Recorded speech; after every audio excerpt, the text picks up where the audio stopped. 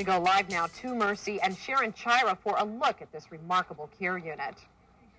Hello. Hello. How are you this evening? Fine, thank you. How is this different from most ambulance units? Well, most of our ambulances are actually mobile emergency rooms on wheels. However, the critical care transport unit, which incidentally is a cooperative deal between the Clark County's UMC Hospital and Mercy Medical Services, is an intensive care unit on wheels. So it's a little bit more advanced level of care available.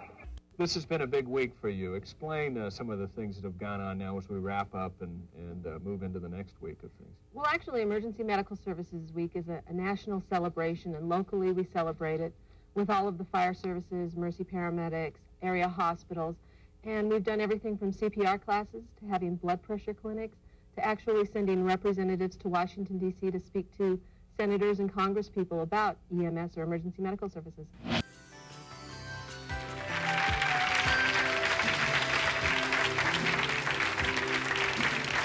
Can a full moon turn you into a lunatic? We decided to talk to some people who work with the public during a full moon and get their opinion. With us is Sharon Chayra, emergency medical technician from Las Vegas, Nevada, and Detective Ed Hill of the North Miami Police Department. Thank you for joining us. Now, Sharon, have you had personal experience with full moon madness? Well, I've been in medicine for about 15 years now, so yeah, I've seen it runs the gamut of any type of emergency calls. Presently, I work in the community relations department, but certainly I deal with our 300 medics who tell me stories from the very funny to the very serious, so yes. Well, the Safe Kids Coalition, it's important to remember, is a group of organizations and individuals committed to reducing childhood accident and injury. They include people from hospitals, emergency medical service agencies, and fire departments. So we have more of a resource base in terms of personnel.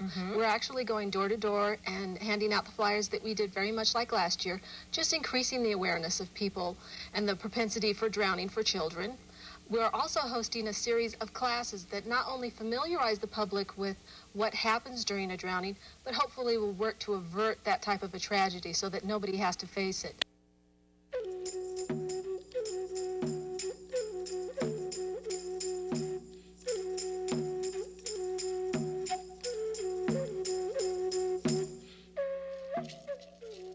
As a young girl, some of my fondest memories include going on nature hikes with my grandfather.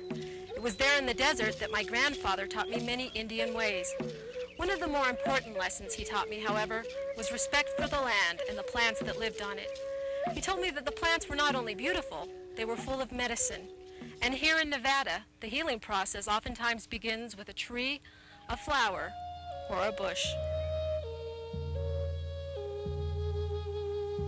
Well into the 20th century, American Indians used ceremonial songs as well as herbal medicines to drive out disease.